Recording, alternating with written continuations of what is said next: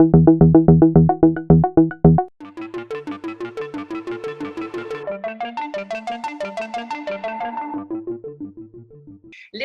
says matter and force are inextricable. There is some force that comes from matter. No originality. He takes this idea from the Middle Ages. In the Middle Ages, they thought that force was an impulse that comes from an object and is transmitted into the next object, or it is transmitted to the air that moves the next object. This is this was called impetus. Impulse. This precedes the notion of inertia, in which instead there's a uniformity of motion that is stopped by some obstacle. So you see that in the first case we do have a force, in the second case we don't have a force because it's just a uniform motion that is changed by an obstacle. The first case will be called by our next philosophers force vive, alive force. Inertia is called force morte, dead force. So Leibniz thinks that force is alive. Descartes thinks that force is dead, that is inertial. If you ask a physicist today, they are unable to define inertia. They can only say how it works. Leonardo is still ancient because he wants to understand what force is. So what was a force before Leonardo? It was a kind of hidden spiritual magic entity that moves things.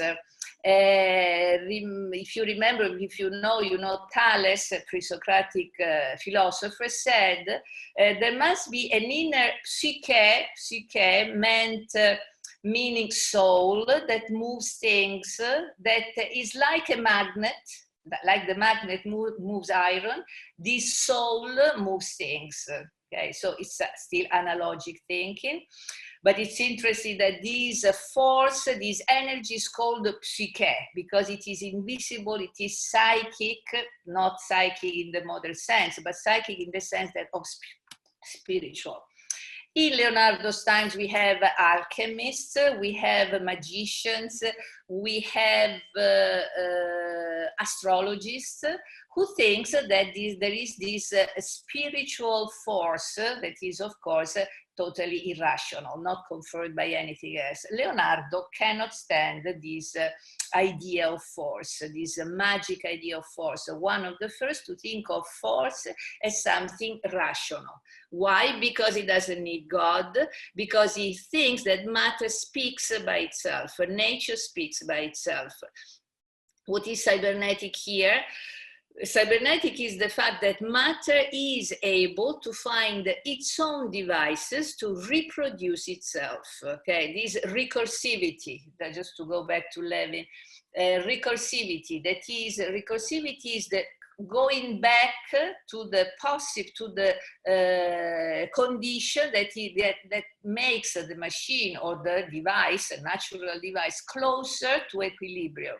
Why recursivity? Because recursivity means to keep oneself together. Linear motion means to go awry, means lack of control and to be dispersed, to fade away. Astrology at the time was quite important. Imagine that Galileo, not believing in astrology, made the zodiac for the kings, the various doge and kings and nobility. So they could make money out of being an astrologist, but not all of them believed in that. So Leonardo is against magic. Is matter continuous or discontinuous? If we have a cybernetic vision of matter, do we think that it is continuous or discontinuous? Discontinuous goes back to atomism. If matter is made of atoms, it is discontinuous. There is empty space between a particle and the other one. This is ancient atomism, which will be retrieved much later. Okay, before then we have the continuity theory. That is, there's no jump in nature. That is, everything becomes everything else. Leonardo keeps suspended about that because he realizes that matter transforms itself, and therefore this self-transformation is what guarantees the autonomy of its equilibrium. But at the same time, he makes experiments using small particles of wood in water, in moving water through fire, to see how these particles move, and says these are the least, these represent in the experiment the least atoms of matter. So we do not know, probably he doesn't know exactly whether this matter is made of atoms or not. Interestingly enough, he calls these atoms atomi, making a mistake, because attimo is a temporal term. It means instant, stems from Greek athem, which means breathing. So breathing means as fast as breathing. He thinks that atomi means atoms. It's interesting.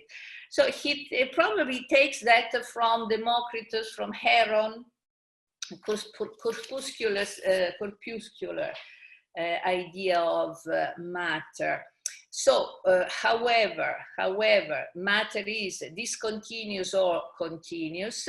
For sure, according to Leonardo, matter has an intrinsic force, an inner force. Nature has a precarious equilibrium and results from opposing forces. Okay, this is the difference between considering force as spiritual or considering force as non-existent, being just the result of bumping and obstacles and resistance.